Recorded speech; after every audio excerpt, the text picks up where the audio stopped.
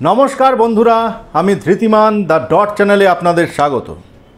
বন্ধুরা, আশা করি পুজো সকলের ভালো কেটেছে। সবাইকে বিজয়ার প্রীতি ও শুভেচ্ছা জানিয়ে আজকের প্রতিবেদন শুরু করছি।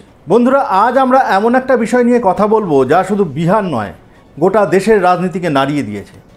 ভোটের ঠিক আগে বিহারে যা ঘটছে তাকে রাজনৈতিক ভূমিকম্প বললে বোধহয় কম বলা হবে। একদিকে যখন প্রধানমন্ত্রী নরেন্দ্র মোদী এবং বিজেপি ডবল ইঞ্জিন সরকারের উন্নয়নের ঢাক পেটাচ্ছেন, ঠিক তখনই সেই ডবল ইঞ্জিনের ভেতর থেকে বেরিয়ে আসছে কোটি কোটি টাকার দুর্নীতি, জালিয়াতি আর অপরাধের কঙ্কালসার চেহারা। আজকের এই প্রতিবেদনে আমরা দেখব কিভাবে বিহারের দুর্নীতির জাল বিছানো হয়েছে এবং কেন বিজেপির শীর্ষ নেতৃত্ব এই বিষয়ে সম্পূর্ণ নীরব। তাহলে চলুন গভীরে প্রবেশ করা যাক। আপনারা শুনলে চমকে যাবেন যে বিহারের নীতিশ কুমার এবং বিজেপির জোট সরকার গৌতম আদানির সংস্থাকে ভাগলপুরে 1050 একর জমি লিজ দিয়েছে মাত্র 1 টাকার বার্ষিক ভাড়ায়। হ্যাঁ, ঠিক শুনছেন, মাত্র 1 টাকায় এই লিজ দেওয়া হয়েছে 33 বছরের জন্য। বন্ধুরা, কিসের জন্য এই জমি দেওয়া হলো? আদানি গোষ্ঠী এখানে একটি পাওয়ার প্ল্যান্ট তৈরি করবে বলে জানা গেছে, কিন্তু সবচেয়ে ভয়ঙ্কর অভিযোগ হলো এই 1050 একর জমির ওপর রয়েছে 10 লক্ষ আম, লিচু এবং অন্যান্য ফলের গাছ। আমরা সকলেই জানি ভাগলপুর ফল চাষের জন্য বিখ্যাত। এই অঞ্চলের হাজার হাজার কৃষক এবং সাধারণ মানুষ প্রজন্মের পর প্রজন্ম ধরে এই গাছ ও জমির ওপর নির্ভরশীল। তাহলে এই জমি কেড়ে নেওয়া হচ্ছে কেন? উত্তরে যা জানা যাচ্ছে তা হলো বিজেপি এবার ভয় পাচ্ছে হয়তো বিহারের সরকারে তারা আর ফিরে আসবে না।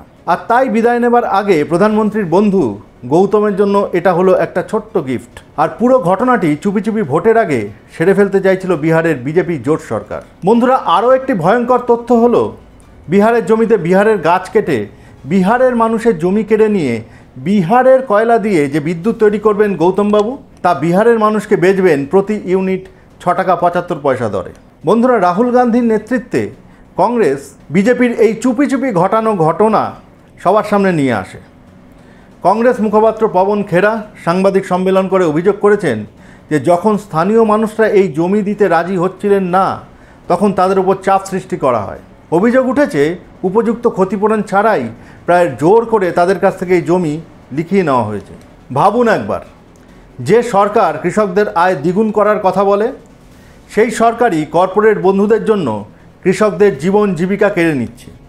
10 লক্ষ ফলন্ত গাছ, হ্যাঁ ঠিক শুনছেন, 10 লক্ষ ফলন্ত গাছ কেটে ফেলে সেখানে পাওয়ার প্ল্যান্ট তৈরি করা হবে। এটা কি উন্নয়ন নাকি পরিবেশ ধ্বংসের ষড়যন্ত্র? আর এই সব কিছুই ঘটছে বিজেপির ডবল ইঞ্জিন সরকারের নাকের ডগায়।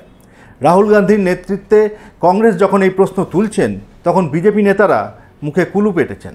कि किस तरह से अपने दोस्त के लिए प्रधानमंत्री जी क्या क्या लुटा रहे हैं। आपने सुना होगा कि आम के आम गुठलियों के दाम, यानी कि डबल मुनाफा।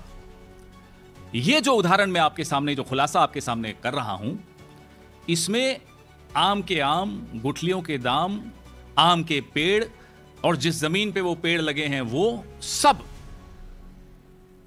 राष्ट्र सेठ गौतम अदानी के नाम, सब कुछ गौतम अदानी को दिया। 10 लाख पेड़, 1050 एकड़ जमीन। बहुत ध्यान से सुनिएगा क्योंकि आपको विश्वास भी नहीं होगा, आपको लगेगा नींद में सपना देख रहे हो। ये 1050 एकड़ जमीन, 10 लाख आम, लीची, सांगवान के पेड़। भागलपुर के पीर पैंती में 1 रुपया प्रति वर्ष 33 सालों के लिए गौतम अदानी को दे दी। 1 रुपये में 1050 एकड़ जमीन, भागलपुर में ग्रामीणों की, किसानों की जमीन, गौतम अदानी जी को 1 रुपये में साल का 1 रुपया 33 साल के लिए दे दी पावर प्लांट लगाने के लिए। और यह बिहार अकेला नहीं है। इससे पहले महाराष्ट्र में जब चुनाव हुए तो पावर प्लांट, बड़ा पावर का प्रोजेक्ट गौतम अदानी को दिया, धारवी दिया। गोड्डा, झारखंड में जो पावर प्रोजेक्ट इनको मिला, वो भी उस चुनाव के जस्ट पहले मिला जिस चुनाव में बीजेपी हारी झारखंड में। छत्तीसगढ़ 2013, बड़ा हंसदेव अरण्य, आपने सुना है, बार बार चलता है सोशल मीडिया पे, बड़ा प्रोजेक्ट छत्तीसगढ़ में 2013 के चुनाव से पहले गौतम अदानी को दे दी। एक लंबी लिस्ट है मैं तो आपको 4 उदाहरण दिए। ये लंबी लिस्ट है कि जब चुनाव आते हैं और बीजेपी को लगता है शायद हार जाएं, शायद वोट चोरी में सफल ना हो पाएं, तो चलो गौतम भाई को जल्दी जल्दी दे दें, जाते जाते कुछ सौगात दे जाएं, और अगर जीत जाएंगे तो फिर सौगात डबल कर देंगे। बिहार में यही हो रहा है। वोट चोरी का बंदोबस्त तो बैठाया जा रहा है, लेकिन राहुल गांधी भी सड़कों पर हैं, कांग्रेस पार्टी सड़कों पर है, इंडिया अलायंस सड़कों पर है, तो हो सकता है वोट चोरी ना हो पाए, हम होने भी नहीं देंगे। तो गौतम भाई को जाते जाते 1050 एकड़ जमीन दे दी जाए, यह निर्णय लिया गया। यह 2400 मेगावाट का यानी कि 21,400 करोड़ रुपए का प्रोजेक्ट है, जो बजट में, केंद्रीय बजट में भी इसकी घोषणा हुई थी। तब यह नहीं बताया गया था कि निजी कंपनी द्वारा कराया जाएगा, तब यह कहा गया था कि भाई सरकार एक पावर प्लांट वहां स्थापित करेगी। उसके बाद सरकार ने बोला भाई वायबल नहीं है, सरकार तो नहीं करेगी, ठीक है, सरकार का डिसीजन है। उन्होंने प्राइवेटाइज कर दिया इस पूरे प्रोजेक्ट को कि सब प्राइवेट पार्टी करेगी। बिडिंग हुई, बिडिंग में गौतम अदानी को मिला। आप हैरान तो नहीं हुए होंगे, मैं भी हैरान नहीं हुआ, गौतम भाई भी हैरान नहीं हुए होंगे, और जिनको नहीं मिला वो भी हैरान नहीं हुए। कहानी यहां नहीं खत्म होती। कहानी सिर्फ पेड़ों की नहीं है, कहानी सिर्फ जमीन की नहीं है, कहानी सिर्फ ये रोते हुए किसानों की नहीं है। कहानी ये है कि बिहार की जमीन पर बिहार के पैसे से बना हुआ प्लांट, बिहार के कोयले से बनी हुई बिजली बिहार के लोगों को 6 रुपए प्रति यूनिट में बेची जाएगी। यानी कि मेरी और आपकी चमड़ी उतार के, उसका जूता बना के मुझे वापस बेचा जा रहा है, आपको वापस बेचा जा रहा है। ये वो कहानी। लूट, लूटने के बाद डबल लूट, ये सब प्रधानमंत्री के दोस्त होने का उनको लाभ मिला। सारी खुदाई एक तरफ और गौतम भाई एक तरफ, ये हो रहा है बिहार में। सरेआम लूट आपके सामने हो रही है, फिर नारे दिए जाते हैं एक पेड़ मां के नाम। जमीन किसान के लिए, हम सब किसान या देहात के बैकग्राउंड से आते हैं, या इस पीढ़ी से नहीं तो पिछली नहीं तो उससे पिछली पीढ़ी से हैं, सब वहीं से। जमीन को किसान मां के स्वरूप मानता है, और मां के आसपास पूरा कैंपेन चलाने में शर्म नहीं आती बीजेपी को। लेकिन मां स्वरूप जमीन, 1 रुपया उसकी कीमत लगाई उन्होंने।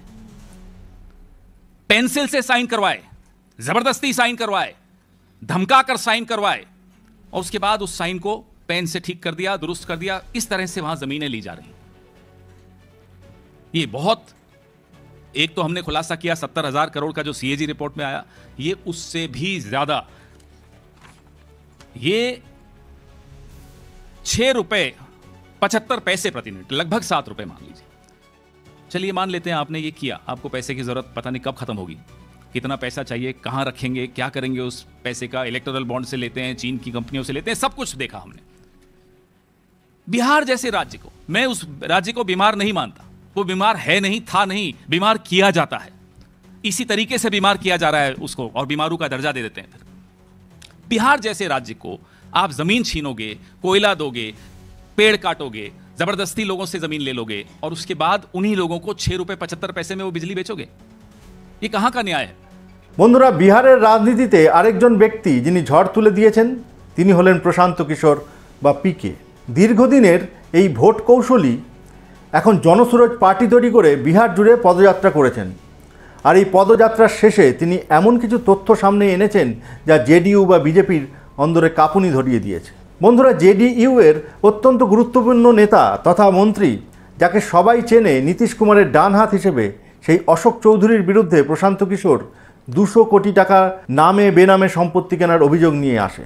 পিকে সাংবাদিক সম্মেলন করে কাগজপত্র দেখিয়ে দাবি করেছেন যে অশোক চৌধুরী নিজের নামে, বেনামে এবং আত্মীয়দের নামে প্রায় 200 কোটি টাকার সম্পত্তি কিনেছেন।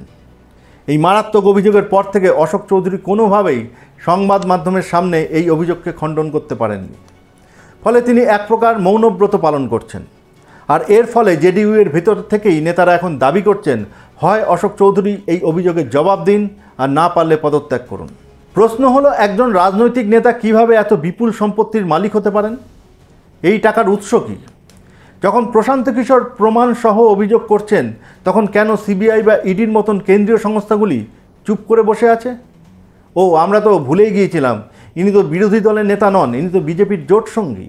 বন্ধুরা, প্রশান্ত কিশোর যেন তার আস্তিনে এই তাসগুলি লুকিয়ে রেখেছিলেন, অপেক্ষা করছিলেন নিজের পদযাত্রা এবং রাহুল গান্ধীর ভোট অধিকার যাত্রা শেষ হবার জন্য। আর শেষ হতেই আস্তিন থেকে গোপন অস্ত্রগুলি বার করেন। অশোক চৌধুরীর পর প্রশান্ত কিশোর অভিযোগ নিয়ে আসেন ডেপুটি সিএম বিজেপির সম্রাট চৌধুরীর বিরুদ্ধে। রীতিমতো খুনের মামলা ও বয়স জালিয়াতির অভিযোগ। প্রশান্ত কিশোর অভিযোগ করেন 1995 সালে সম্রাট চৌধুরী একটি খুনের মামলায় জেলে গিয়েছিলেন। জেল থেকে ছাড়া পেতে তিনি সুপ্রিম কোর্টে একটি স্কুল সার্টিফিকেট জমা দেন, যেখানে দেখানো হয়েছে 1995 সালে তার বয়স ছিল 15 বছর, অর্থাৎ তিনি নাবালক ছিলেন। এই যুক্তিতেই তিনি ছাড়া পেয়ে যান। কিন্তু 2020 সালে বিধানসভা নির্বাচনে দাঁড়ানোর সময় সম্রাট চৌধুরী যে হলফনামা জমা দেন, সেখানে তিনি নিজের বয়স উল্লেখ করেছেন 51 বছর। বন্ধুরা, এবার একটা সহজ অঙ্ক করা যাক। 2020 সালে বয়স যদি 51 হয়, তাহলে 1995 সালে, যা কিনা 25 বছর আগে, তখন তাহলে তার বয়স কত ছিল? 51 বিয়োগ 25 সমান 26 বছর। তাহলে একজন 26 বছরের যুবক কিভাবে 15 বছরের নাবালক সেজে খুনের মতন গুরুতর মামলা থেকে ছাড়া পেয়ে গেলেন? প্রশান্ত কিশোর দাবি করেছেন এটা একটা পরিষ্কার জালিয়াতির ঘটনা এবং এই কারণে সম্রাট চৌধুরীকে অবিলম্বে গ্রেপ্তার করা উচিত। এই অভিযোগের পরেও সম্রাট চৌধুরী কোনো সন্তোষজনক জবাব দিতে পারেননি। কিছু ভিত্তিহীন পাল্টা অভিযোগ করলেও নিজের বয়স জালিয়াতির বিষয়টি তিনি এড়িয়ে গেছেন। बिहार के उप मुख्यमंत्री सम्राट चौधरी, इन पर मेरा सीधा आपके माध्यम से सरकार को, बिहार के गवर्नर से, बिहार सरकार से, केंद्र सरकार से मेरा अनुरोध है कि इनको हत्या के आरोप में, ये हत्या के अभियुक्त हैं, इनको तुरंत पद से बर्खास्त करके गिरफ्तार किया जाए। क्यों किया जाए ये समझिए। तारापुर में 1995 में 7 लोगों की जो हत्या हुई और 7 मारे जाने वाले लोग कुशवाहा समाज के लोग थे।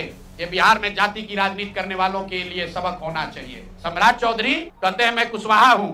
7 लोगों की जिनकी हत्या के ये अभियुक्त हैं, आरोप नहीं है, मैं शब्द बहुत समझ के बोल रहा हूँ। 7 लोगों की हत्या के अभियुक्त राकेश कुमार उर्फ सम्राट कुमार मौर्य उर्फ Samrat Chaudhary, Tarapur case number 44/1995, note कर लीजिए। 44/1995 में 7 लोगों की हत्या हुई, उसमें ये अभियुक्त हुए। और जो केस है चीफ जुडिशियल मजिस्ट्रेट को 24/4/1995 को इन लोगों ने डॉक्यूमेंट सबमिट किया। बिहार विद्यालय परीक्षा समिति का एक एडमिट कार्ड सबमिट किया, जिसमें बताया गया कि KNVMH ये स्कूल का नाम है, कुमार सर एक स्कूल का नाम है, जहां से ये एडमिट कार्ड इशू हुआ है। सम्राट चंद्र मौर्य, पिता का नाम Shakuni Chaudhary, date of birth 1/5/81, result fail, number आया 268, कैटेगरी प्राइवेट। ये सुप्रीम कोर्ट का डॉक्यूमेंट है जो सम्राट चौधरी ने जमा किया है, जिसमें ये बताया है इनका डेट ऑफ बर्थ 81 है। उसके हिसाब से 95 में चीफ जुडिशियल मजिस्ट्रेट ने नाबालिग होने के नाम पर इनको वहां से राहत दी। इनको जेल से निकाला गया क्योंकि ये 15 साल के थे और कानूनन 18 साल से कम उम्र के बच्चे को अभियुक्त के तौर पर जेल पर नहीं रखा जा सकता था। ये बात तो पब्लिक की जानकारी में है। अब मैं क्यों कह रहा हूं कि इनको आज अरेस्ट करना चाहिए, क्योंकि 2020 का जो सम्राट चौधरी ने अपना इलेक्शन एफिडेविट दिया है, इसमें अपना उम्र इन्होंने बताया है 51 साल। ये सम्राट चौधरी का इलेक्शन एफिडेविट है, इन्होंने अपना उम्र बताया 2020 में 51 साल। इसका मतलब है कि 2020 - 26, तो 1995 में इनका उम्र था 26 साल।